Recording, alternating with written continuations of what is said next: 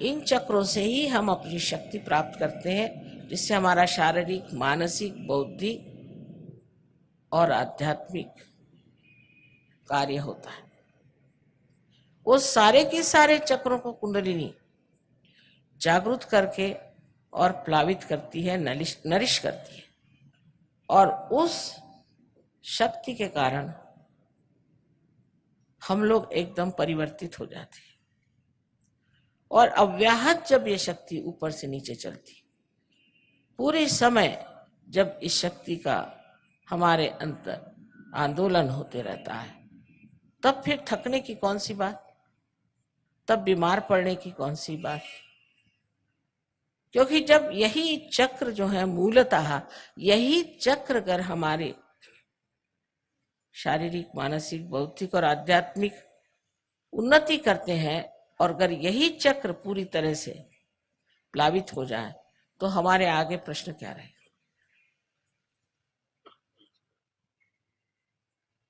फिर प्रश्न हो जाता है कि औरों को कैसे ऐसा किया जाए। हमें तो सब कुछ मिल गया, अब हम दूसरों को कैसे दें। ये सर्वव्यापी प्रकृति जो है वो अंदर जागृत हो जाती है, जिसे हम सामूहिक चेतना कहते हैं। तो जब कुंडलिनी का जागरण हो जाता है और जब वो हमारे तालु में छेदन करती है, तो ये स्थान सदाशिव का, लेकिन उसका प्रतिबिंब हमारे हृदय में, आत्मा स्वरूप हृदय में, क्योंकि ये सदाशिव के चरण, जिसे कि हम गॉड ऑलमाइटी कह सकते हैं, ये कुंडलिनी छू लेती है, तो आत्मा जागृत हो करके, आत्मा वैसे तो जागृत है ही, किंतु हमारे चित्त में नहीं, वो हमारे चित्त में आ जाता है। चित्त प्रकाशित हो जाने से अंधेरे में मनुष्य कैसे भी चलता है, कैसे भी रहता है, उस प्रकाश में वो समर्थ हो जाता है, और उस प्रकाश में सब चीजें अपने आप छूट जाती।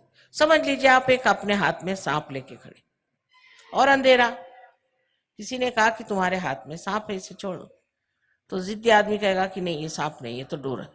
अरे भाई सांप है, छोड़ दो, नहीं डोरी। जैसे ही लाइट आ जाएगी फट से छोड़ देगा ना, उसको कुछ बताना तो नहीं पड़ता। ऐसे ही ये जितनी हमारे शत्रु हैं, ये ऐसे भाग जाते, उनका अंत ही हो जाता है। अब सब लोग ये कहते हैं कि माँ, ये कुंडलिनी का जागरण तो बड़ा कठिन होता था। अरे भाई, हजारों वर्ष पहले की बात, कब वृक्ष बहुत बढ़ गया है बाहर, आपका समाज बढ़ गया, आपके लोग बढ़ गए, सारा सिविलाइजेशन बढ़ गया, तो क्या इसकी जड़ें नहीं बढ़ेगी? इसकी जड़ें भी बढ़ गई, और जड़ें बढ़ करके इसका स्रोत बढ़ गया। स्रोत से ही ये ज्ञान आया है, और इस ज्ञान से ही ये जो आपका सृष्टि का जो कुछ भी विकास हुआ है, वो नरिश हो जाएगा, वो प्लावित हो जाएगा। नहीं तो सब जगह यही कह रहे हैं कि अब तो डिस्ट्रक्शन आने वाला है। ये डराने की भी बात है, डिस्ट्रक्शन आ नहीं सकता। जिस परमात्मा ने इस सृष्टि को बनाया है, वो इसको कभी भी नष्ट नहीं होने देगा, कितना भी इंसान मूर्खता करे। इसीलिए सहज का प्रादुर्भाव जो हुआ है, वो ये है कि इसके प्रादुर्भाव से ये नष्ट होने वाला समाज, ये नष्ट होने वाली व्यक्ति, ये नष्ट होने वाले देश, और ये नष्ट होने वाला विश्व सारा संभल जाएगा, और एक नए तरह के लोग जागृत होंगे, जिन्हें कि हम संत कहते हैं। पर संत का मतलब ये नहीं कि आप घर द्वार छोड़ के भाग जाओ, अपनी जिम्मेदारियां छोड़ के भाग जाओ, अपने बाल बच्चों को छोड़ के भाग जाओ। कुछ भागने की जरूरत नहीं, आप अपने ही अंदर संत हो जाते हैं।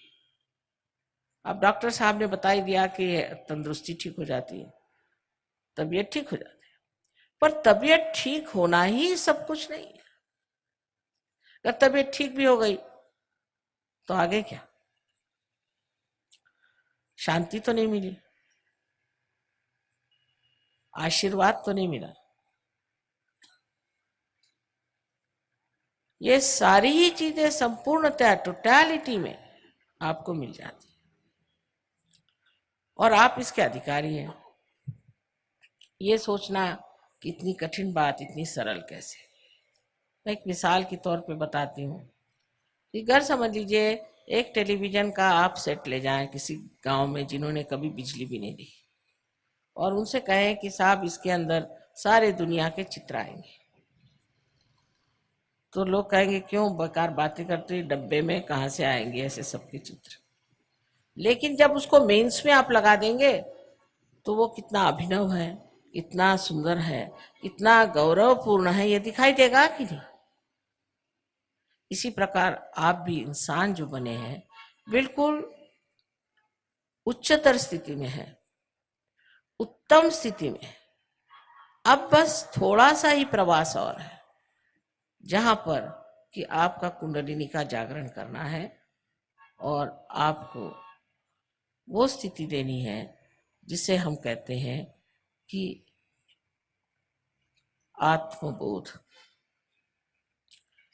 आत्मा का बोध होते ही न कि आप अपने ही बारे में जानते हैं पर दूसरों के बारे में भी जान जाते हैं।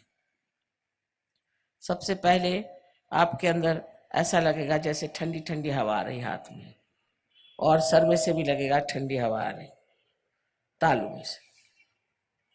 यही जो आपको हाथ में लग रहा है पहला अनुभव, पहली मर्तबा आप इस परम चैतन्य को जान रहे हैं, महसूस कर रहे हैं, उसका आपको ज्ञान हो रहा है।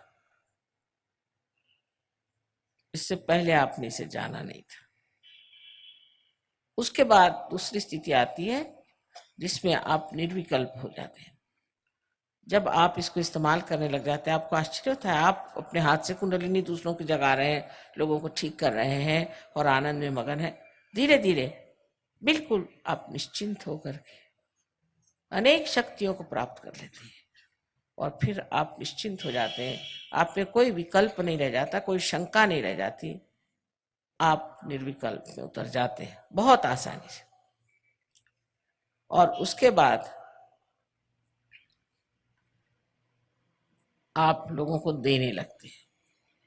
पहले जब तक दीप में प्रकाश नहीं होता उसे जलाया जाता है, और जब दीप में प्रकाश आ जाता है तो फिर वो सबको प्रकाश देता है।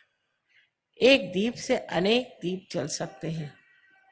इसी प्रकार सहयोग बहुत जोरों में फैल रहा है। पता नहीं इन लोगों ने बताया कि नहीं कि रशिया जैसी जगह जहां उन्होंने परमात्मा का नाम भी नहीं सुना हो, वहां पर एक एक प्रोग्राम में 16-16 हजार लोग आते हैं और एक एक गांव में कहीं कहीं 22,000 लोग सहयोगी हैं पक्के पहुंचे।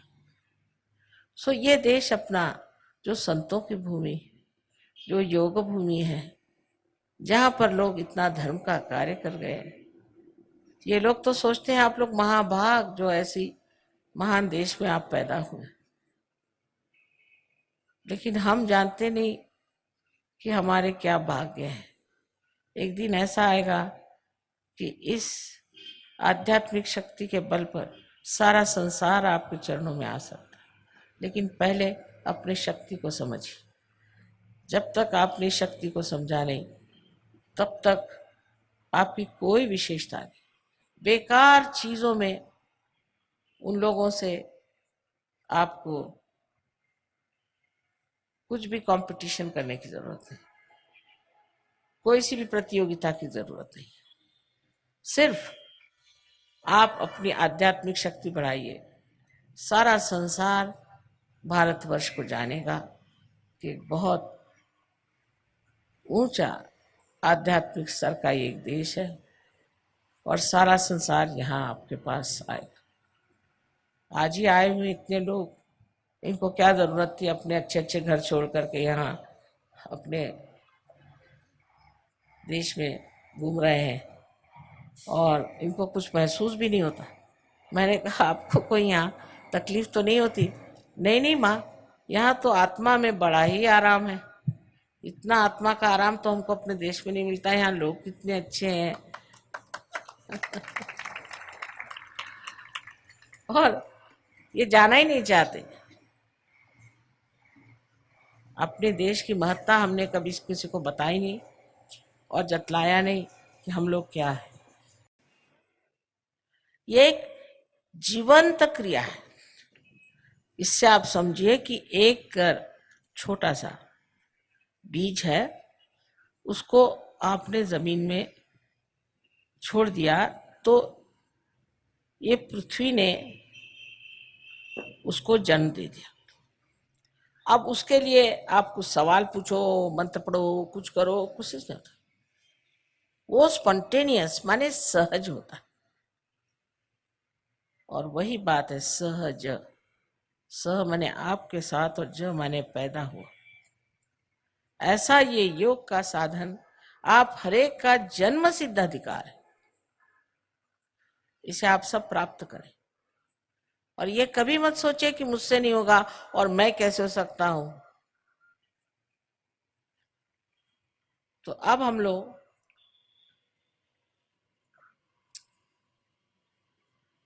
आत्म साक्षात्कार को प्राप्त करें इसी क्षण। लेकिन शुद्ध इच्छा होनी चाहिए। जिनको शुद्ध इच्छा नहीं है उन पर जबरदस्ती नहीं हो सकती। और जिनको आत्म साक्षात्कार नहीं चाहिए हो वो कृपया चले जाएं तो अच्छा है। दूसरों को देखना ठीक बात नहीं। शिष्टता के नाते वो चले जाए। लेकिन जिनको आत्म साक्षात्कार चाहिए वो बैठे, कोई तकलीफ नहीं होती, कोई परेशानी नहीं होती, कोई भय शंका न रखे। अब इसके लिए आपके ऊपर 3 कंडीशंस हैं। पहला तो ये कि आपको पूरा आत्मविश्वास होना चाहिए कि आपको आत्म साक्षात्कार मिल ही जाएगा।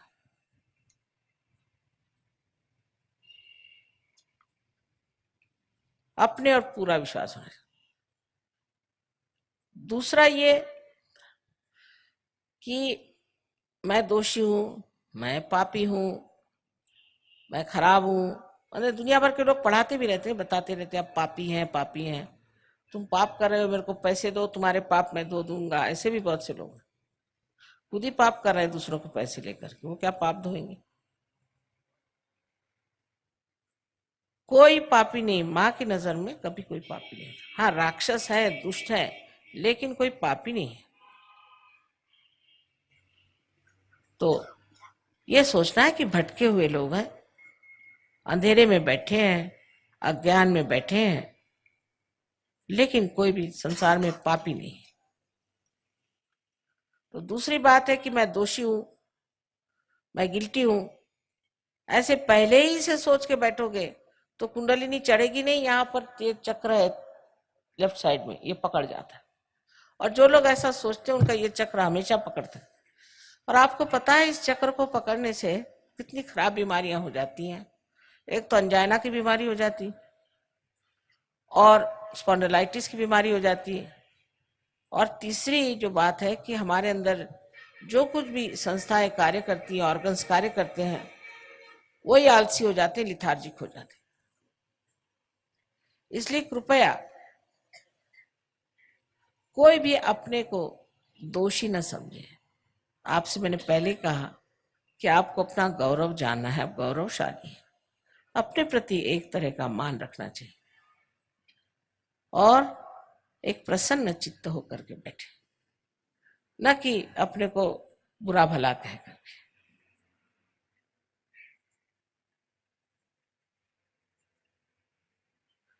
तीसरी जो शर्त है वो ये कि आप सबको एक साथ माफ कर दें।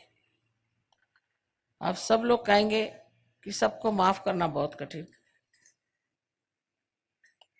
ये तो बहुत ही कठिन है। बहुत से लोग कहते हैं, खासकर विलायत में लोग कहते हैं कि माफ करना कठिन। अब भाई जरा सोचिए, आप माफ करते या नहीं करते, करते क्या हो? कुछ भी नहीं करते। जरा विचार करें। सिर्फ दिमागी जमा खर्च है कि हम माफ नहीं कर सकते। लेकिन उसका परिणाम क्या? कि हम गलत लोगों के हाथों में खेल रहे हैं। जिन्होंने हमें सताया, हमें छला, वो तो आराम से कूद रहे हैं, और हम अपने को छल रहे हैं कि हम उनको माफ नहीं कर सकते, रात दिन उनको याद कर करके दुख पा रहे हैं। एक साथ सबको माफ करो। ऐसे लोगों को याद भी करने की जरूरत नहीं है। सबको एक साथ आप माफ कर दीजिए, एक साथ। देखिए कितना हल्कापन आ जाएगा सर में। ये तीसरी शर्त।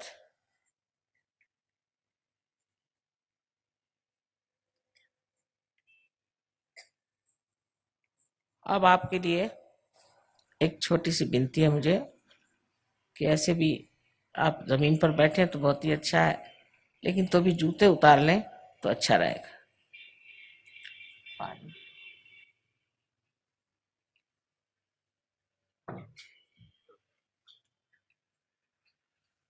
उन्होंने कहा था अंग्रेजी में भी बात करिए। अब अंग्रेजी बोल बोल के मैं थक गई, तो मैंने कहा आज हिंदी में बात करूंगी। आप लोग हिंदी तो समझते हैं।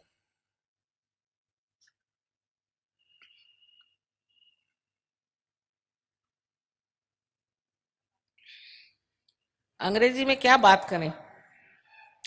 अंग्रेजी भाषा तो इतनी गड़बड़ है कि आत्मा को भी स्पिरिट बोलेंगे, शराब को भी स्पिरिट,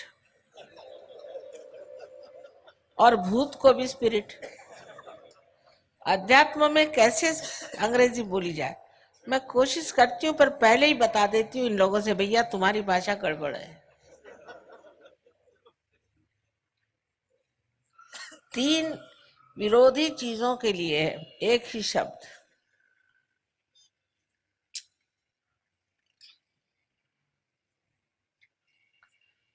सो अब आपको जूते उते उतार लें आराम से। जो लोग कुर्सियों पे बैठे हैं वो भी जूते उतार के दोनों पैर अलग करें। जो जमीन पर बैठे हैं वो सबसे ठीक है।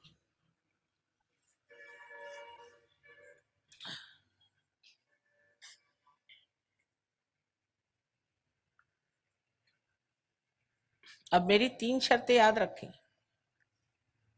वो भूलनी नहीं।